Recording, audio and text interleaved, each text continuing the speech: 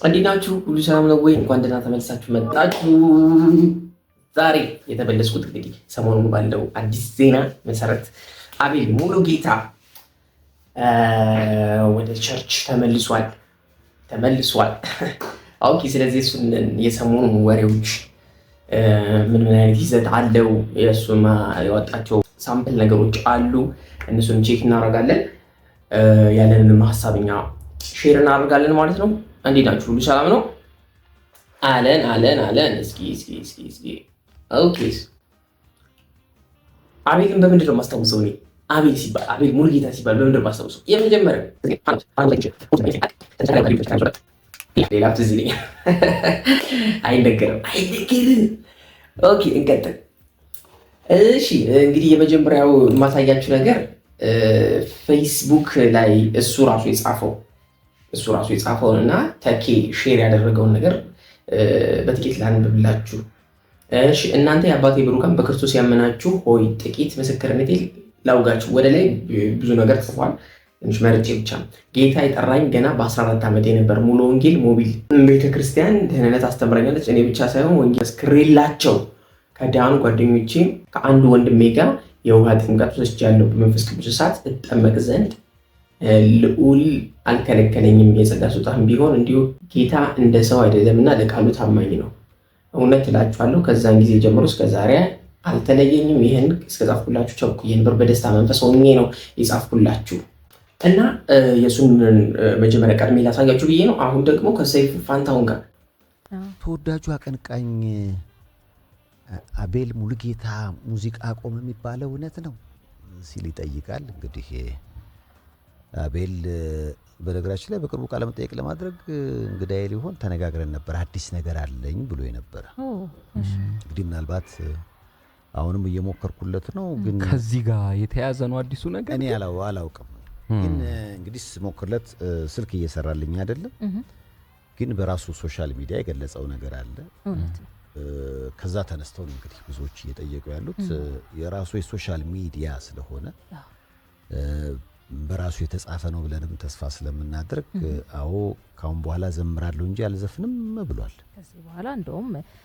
ከዚህ በኋላ በዘፈን ዓለም የለውም በሚል ርዕስ ነው እንደውም ፌስቡክ ገጹ ላይ ከሰዓታት በፊት መልእክቱን የገለጸውና ምናልባት ከዚህ በፊት የነበረበት የሙዚቃ ዓለም እጅግ በጣም እንደውም ደቆሻሽ አድርጎ እንደሚጠቅስና ከዚህ በኋላ መጽሐፍ ቅዱስ ላይ እንደውም ያለውን ውሻ ወደ ጥፋቱ እንደማይመለስ አይነት የሚለውን መጽሐፍ ቅዱስ ቃል አንስቶ ከዚህ በኋላ ወደዛ ዓለም መለስም ወደ ሙዚቃ ዓለም መለስምና ከዚህ በኋላ በመዝሙር ወደ መንፈሳዊ ዓለም በደንብ ቀርባለሁ፣ መንፈሳዊ ስራዎችንም እሰራለሁ ብሎ ነው በፌስቡክ ገጹ ላይ ረዘም ያለ ጽሁፍ ጻፈውና ለዛኔ ቆረጥኩት። አልበም የሰራባቸውንም አመታቶች አንስቷል። 2003 ላይ በርካታ ጊዜያት አልበሞችን ሰርቷል። እንግዲህ ከዚህ በኋላ ምናልባት የሱ አድናቂዎችና ወዳጆች የሆኑ ሰዎች ሰርቶ በለቀቃቸው አልበሞች ናቸው እንጂ እያደመጡ የሚዝናኑበት ከዚህ በኋላ እኔ በዘፈን ዓለም አልኖርም፣ ወደ መንፈሳዊ ዓለም መጥቻለሁ፣ ምናልባት በዘማሪዎች ይሆናል ከዚህ በኋላ የኔን ድምጽ የምትሰሙት የሚል ይዘት ያለው ነገር ነው እንግዲህ በማህበራዊ ሚዲያ ገጹ ላይ ያሰፈረው። ኦኬ። ስለዚህ እንግዲህ ሰይፉም ሊያገኙ አልቻለም። እንግዲህ በሰይፉም በኩል ደግሞ የሚመጣ ነገር ካለ እሱንም ቼክ ማድረጋችን አይቀርም። አንድ እሱ ከሰራቸው አዲስ ካወጣቸው ውስጥ ቼክ የምናደርገው ነገር ካለ በትረፌ መዳኔ። ኦኬ። ይሄ ማለት እንግዲህ ቤኪ አለሙ እየሰራው ነው አይደለ? እንግዲህ ብዙዎች እንደው ቲክቶክ ላይ ይሄንን ግጥም የሰጠው አቤል ነው ለቤኪ የሰጠው ብለው ሲያወሩ ሰምቻለሁ። ምን ያህል እውነት እንደሆነ አላውቅም። እስኪ እንግዲህ ከመጀመሪያው ላይ የተጻፈ ነገር ካለ ለማንበብ እንሞክር። ገና ልጅ እያለሁ 14 ዓመቴ ጌታ ያገኘሁት መዳኔን እያሰብኩ የጻፍኩት። ኦ ማይ ጋድ። ስለዚህ ቀጥታ ቤኪ የሰራው ያ እሰይ የሚለው መዝሙር የአቤል ሙሉጌታ ነው ማለት ነው። እንደው የሚገርመኝ በትረፌ መዳኔ የሱ ልጅ መባሌ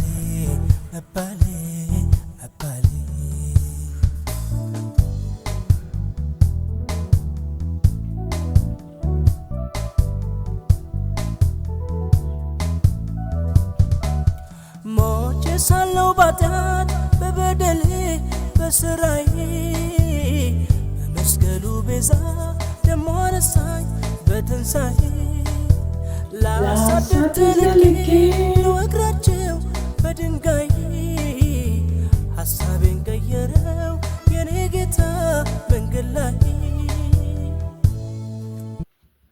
ልጆች ከውስጥ እንጫጫሉ ታውቃለህ። ጀስት ቀለል ያለ ሪከርዲንግ ነው፣ ቀለል ያለ አሬንጅመንት ነው። እንዲሁ ስቱዲዮ ላይ ቁጭ ብሎ የሰራው ምናልባት እንግዲህ ወይ ራሱን ሊሆን ይችላል ሙዚቃውን የሰራው። አወቅኩት አየሁት የዘላለሜን ፈሪሳዊነቴን ሸኘሁት ወጌን በቆልጣፋ አፌ ኢየሱስ እያልኩ አዲስ ፍጥረት ሆኜ ዳግም ተወለድኩ። እሰይ እሰይ እሰይ እሰይ ሚለው ነው የሌለ አይደል?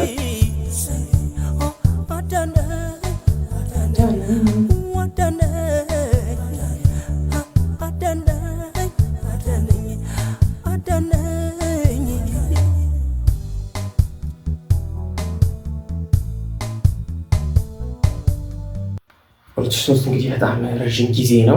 ወደ 15 ዓመት ማለት ነው። ወደ 15 ዓመት ውስጥ ነው ተመልሶ ወደ ሙዚቃው ስራ የገባው። ከዛ በኋላ ነው እንግዲህ ወደ ቸርች የተመለሰው።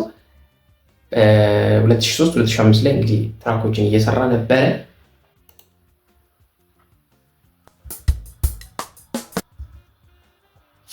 ይሄ ደግሞ 2010 ነው የተጻፈው። ይሄኛው ደግሞ 2010 ነው የተጻፈው። ስለዚህ እንዲሁ አይ ቲንክ እዛውም ሆኖ ግጥሞችን ይሰራ ዜማዎችን ይሰራ ነበረ ማለት ነው። ያው እዛ ውስጥ ሆኖ ማለት ያው አሁን ድረስ ከቅርብ ጊዜ በፊት ከጥቂት ጊዜ በፊት ነው አልበሙን ያወጣው አይደለ? አዲስ አልበም ወጥቶ ነበረ። ስለዚህ በየመሃሉ የሰራቸው ስራዎች ነበሩ ማለት ነው። ማለዳ ምህረቱ እጅግ ብዙ ነው፣ ደግነቱ እጅግ ብዙ፣ ምህረቱ እጅግ ብዙ ነው፣ መጽናናቱ እጅግ ብዙ። ማለዳ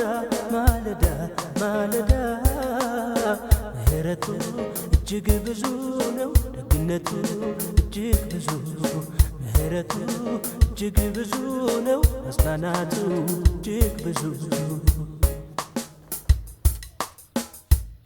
ሲከፋኝ ስጠራው ቤዚህ ላይ እየጠበቅኩ ነበረ።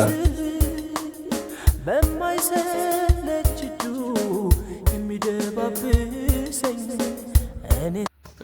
የሚደባብሰኝ የሚመልሰኝ ማለት የተሳሳተው የሚደጋግፈኝ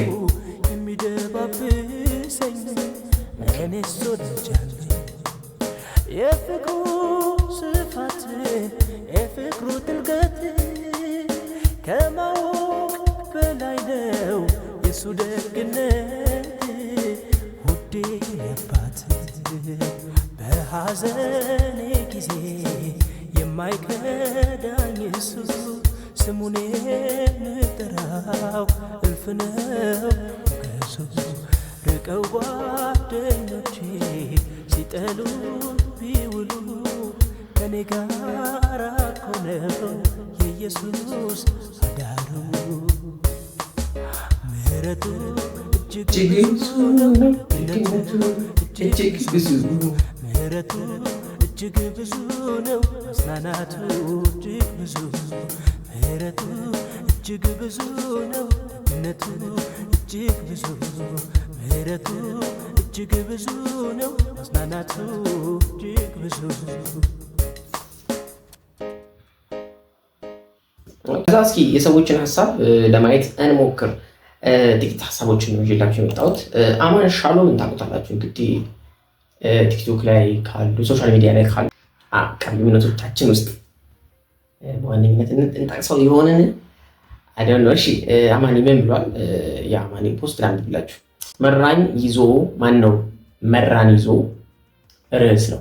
አቤል ሙልጌታ ጌታን ተቀበልኩ ዘፈን አቆምኩ ማለቱን ሰምቼ ይሁን ሸጋ ነው፣ ግን እንደ ማንኛውም ምዕመን ዝግ ብለህ ክረም ተማር ትንሽ ጠንከር ልለው ስሰናዳ ለካ ጀለስ የተቀበሉኝ ጨስ አድርጎ አይነት መዝሙር ለቋል። በዚህ ዓለም ማይክ መጨበጥ ስራችሁ የነበረ ሰዎች ሰፈር ስትቀይሩ ማይኩን ለጊዜው እንኳን ማስቀመጥ እጃችሁ የሚያሰናክላችሁ ሁሉ በሚመስል መልኩ የጭስ አልባ ኢንዱስትሪውን የፈጠነ ሹት ይገቡበታል ለማለት ነው። ምዕመኑም ከዚህ ሰፈር ይውጣ እንጂ ከመጣ በኋላ ከዚህ ቤት ውስጥ አልፎ በሚመለከቱት ዘንድ አይነት ፍሬ ይዞ እንደተከሰተ ማሰቡ ይጨንቃቸዋል። ዋናው ላብ ነው አይነት ነገር። ብቻ ጀለስ እንኳን በሰላም መጣህ፣ ግን ማይኩን አስቀምጥና ምዕመን ሆነ ሰክነህ ተማር፣ ረፍት አድርግ። ወደ መሰረታዊ ክርስትና ትምህርት እንጂ ወደ መድረክ አትሩጥ ማለት ነው። እልህ ተጋብተህ የቤታችንን መመተኛ ጠንቋዮች መድረክ አሟሟቂና አሟሽ እሆናለሁ መብቴ ነው ካልክም ቀጥል። ግን ያው ለእኛም የስራ እድል ትፈጥራለህ ማትረጋጋ ከሆነ ለማለት ነው። የአማን ሻሎም ሀሳብ ነው ይሄ። እንግዲህ አማን ሰብሰብ አድርጎ ለማለት የሞከረው ያው ቀስ በል ለማለት ነው። ወዲያው መዝሙር ማውጣቱን የወደዱ ሰዎች አሉ፣ በጣም ደስ ያላቸው ሰዎች አሉ። አንዳንዶች ደግሞ ትንሽ የግራ ጎን የታያቸው ሰዎች አሉ። ትንሽ መረጋጋት ነበረበት፣ ቀስ ብሎ መማር ነበረበት የሚል ነው የአማን ይዘት። ከዛም ደግሞ ፍራቸው ምንድነው ያው ወደ ነቢያት ብሎ የገለጻቸው ማለት ነው። ያው ቃሉ ላለመጠቀም ነው። ወደ እነሱ መድረክ ሄደህ ለእኛም እንትን እንዳትሆን የሚል ሀሳብ ነው አማን ያጋራው። አንድ ደግሞ እዛው አንደኛው መዝሙሩ ላይ ኮመንት የተቀመጠ ልጅ አለ። አቤል በርታ፣ እንወድካለን። ነገር ግን በዚህ ሰዓት ራስህን በደንብ ጠብቅ፣ ፈተና ይበዛብካል። ጸልይ፣ በደንብ ተደበቅ፣ ጌታ ጋር ጊዜ አሳልፍ፣ በመንፈሳዊ ነገር በደንብ ጠንክር። ከዛ ሚዲያ ብትመጣ መልካም ነው ብዬ አስባለሁ። ከውዝ ፈተና በዝቶ ወደ ኋላ እንዳይመልስ ቃልን ደስ አይላትም አንተ ስትዘምር። ፈተናና መከራ ታበዛብሃለች። ፕሊዝ ዶንት ሩሽ ቱ ሾው አፕ። ከወንድሞች ጋር ህብረት አድርግ። ዘሪቱ ከበደ፣ ጥበብ ወርቅዬ፣ ቸሊና ሌሎችም ያግዙካል ብዬ አስባለሁ ይላል። ከፖስቶቹ ይህኛው ብቻ ላይ ያለውን አንደኛው ፖስት ላይ ማለት ነው። ስለዚህ ስለዛች ነው ስክሪንሾት ያደረኳት። ልክ ነው። እነ ዘሪቱ ሲመጡ፣ እነ ጥበብ ወርቅዬ ሲመጡ፣ እነ ቸሊና ሲመጡ የሆነ ተደብቀው ነበር፣ አልታዩም ለረዥም ጊዜ ማለት ነው። ጌታን ከተቀበሉ ምናልባት ከአንድ ዓመት ከሆነ ምናምን መሞት በኋላ ነው ወጥተው በደንብ ጠንክረው ያየናቸው ማለት ነው።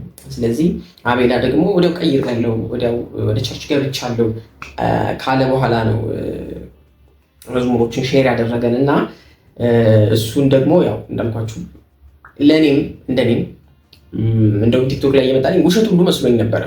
በጣም ወዲያው ሆነብኝ ማለት ወደ ቸርች መጥቻለሁ አለና ከዛ መዝሙሮቹን ስሰማ ትንሽ ግር ብሎኝ ነበረ።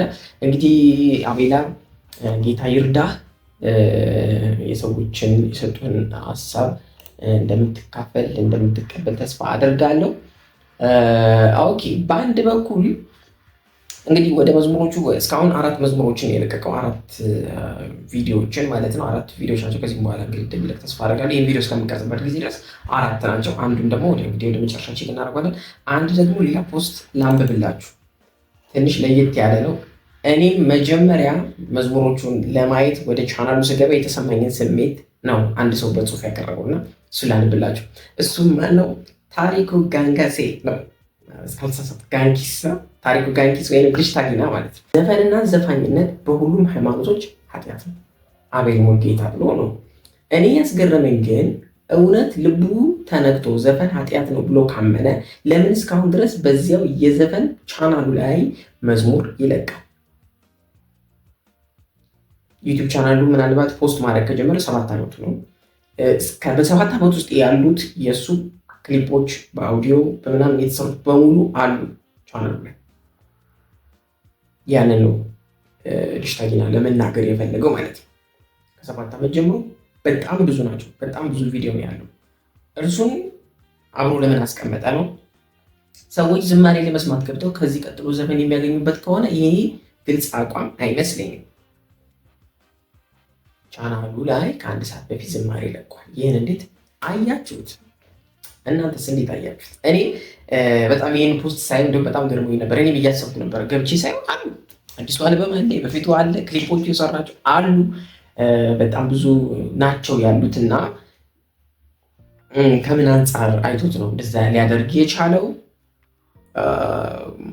ታውቃላችሁ እነ ጥበብ ወርቅዬ ያደረጉትን ስቱዲዮን እንደሰባበረ ሰይፉ ላይ የተናገረው ንግግር የምታስታውሱ ይመስለኛል። ሌሎችንም መጥቀስ ይቻላል። በደንብ ነው ትተውት እንደመጡ የሚያሳይ ነገር ነበረ። አቤላ ደግሞ እንግዲህ ከምን አንጻር አስቡት ወይም እንግዲህ ቀስ በቀስ ሊያጠፋው ይችላል። የሰዎቹ ሀሳብ የኔም ሀሳብ ነበረ ይሄ ማለት ነው። ስለዚህ አቤላ ውሳኔውን እንደሚያሳየን ተስፋ እናደርጋለን። ምክንያቱም ያው ከባድ ነው ሁለቱንም በአንድ ነገር ለማስኬድ መሞከር ይመስለኛል። እነዚህ ናቸው እንግዲህ። መጨረሻ ትራክ አለች፣ እሷን ሰምተን እንለያያለን ማለት ነው። ጌታ መከናወኑን በሰጠን ጊዜ ልክ እንደ ዳዊት ነው ታውቃለህ። እንደ ዳዊት በዙር እንትን ባረገልኝ ጊዜ፣ በተጨነቅኩ ጊዜ፣ እንትን በሆነልኝ ጊዜ፣ መድኃኒዓለም ባሰብኩ ጊዜ እያለ ነው እየጻፈ ያለውና በጣም ኢንተረስቲንግ ነው። የመጀመሪያ ምዕራፍ 1 ነች። የመጀመሪያው መዝሙር ቼክ እናደርጋለን ማለት ነው። ከዛ እንለያያለን። መራን ይዞ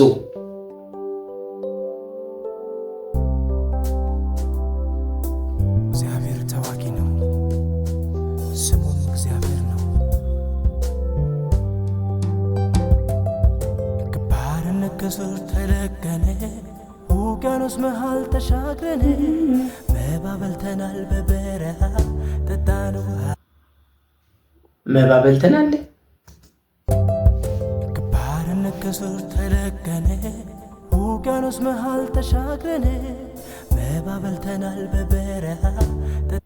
መባ በልተናል ማለት ምን ማለት ነው ደግሞ? መና ለማለት ነውን? እግዚአብሔር ተዋጊ የመራ ሸለቆ መሃል በተራራ ዳመና በሳት መራን ይዞ ያንን ጉዞ አምላካችን ካንትሪ ይላል የበረታ በሰልፋያ በሁሉ ቦታ ጠላት ሲፎክር ሲከበን ስንጮህ ወደ አንተ ሰማኸን። አዳንከን ጌታ ከብዝበዛ እንደ ዋዛ። አሪፍ አገላለጽ ነው። አዳንከን ጌታ ከብዝበዛ እንደ ዋዛ እንደ ዋዛ እንደ ዋዛ። እሺ የሆነ ነገሩ ከብዶኛል። እንደ ዋዛ የሚለው ቃል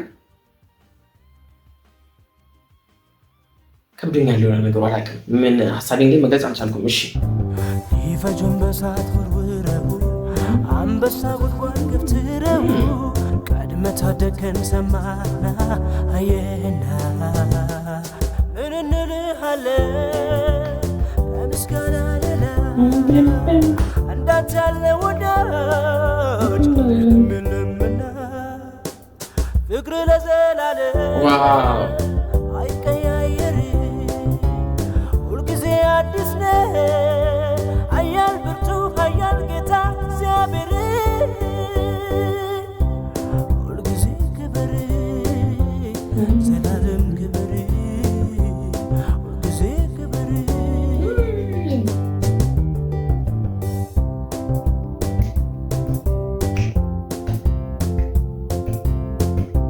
ጌታ መከናወንን በሰጠኝ ጊዜ አቤላ በጣም ያበደ ነው። ከሶስቱ አንደኛውና 4 ናቸው። ከሶስቱ በጣም ይሄኛው በጣም ወድጄዋለሁ። በጣም ቆንጆ ነው። ከዛ ነው በጣም ያስገርመኝ ደግሞ የቤኪን መስጠቱ ያንን የመሰለ መዝሙር። ከዛ ቤኪ በጣም ደግሞ ጽድት አድርጎ ነው የሰራው። ቤኪንም እናመሰግናለን። ቆይቷል እሱ ራሱ ክሊፕ ከወጣ። ይመቻችሁ እናንተ። እንግዲህ ዛሬ ፖስት የሚደረገው ቪዲዮ ሌላ ነበረ፣ ሐሙስ ዕለት ማለት ነው። ይሄ በመሀል ስለገባብኝ ነው ዛሬ የመጣሁት እንጂ ሌላ ፖስት ነበረ መሀል ላይ። እሱ ነበረ እንዲደርሳችሁ የነበረው። በዓል በዚህ መተናል። በዓል ሰሞን ነው። የበዓል ደግሞ በጣም የማበዱ ቪዲዮዎች ይመጣሉ።